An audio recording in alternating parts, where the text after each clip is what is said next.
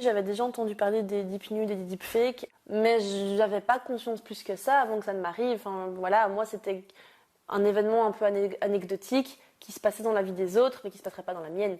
Le premier message que j'ai reçu, c'était « Bonjour Julia, on se demande quelle photo te ressemblerait le mieux ». Donc là, j'ai les photos qui défilent.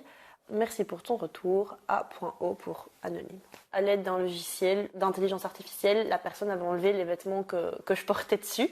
Et donc, j'étais complètement nue. C'était très bizarre parce que je savais que c'était pas mon corps, mais en même temps, j'avais vraiment l'impression de me voir.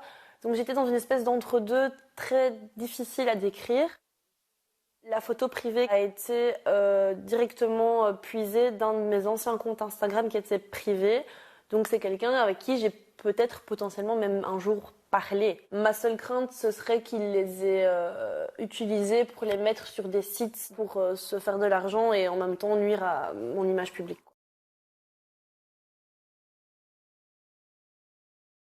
Du coup, j'ai été porter plainte le lendemain. La policière a écouté, elle a été très correcte. Je lui ai demandé effectivement s'il y avait des chances que je puisse être appelée en me disant tiens, on a trouvé. Elle m'a dit écoute, le parquet il est débordé, il y a très très très peu de chances. J'ai eu beaucoup de très chouettes retours. Enfin, les gens qui me suivent sont des gens très très gentils et très bienveillants.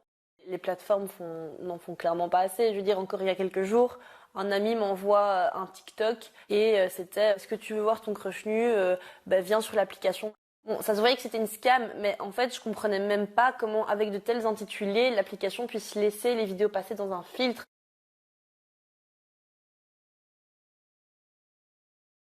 C'est très bien, mais c'est trop tard. Il fallait faire ça avant d'autoriser ces applications sur le territoire européen.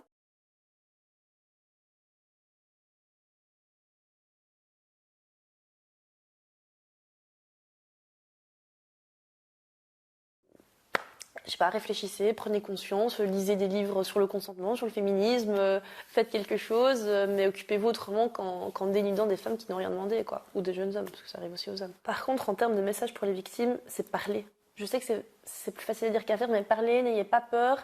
Et surtout, ne vous taisez pas, n'ayez pas honte, parce que la honte, elle doit changer de camp. C'est pas à une victime d'avoir honte.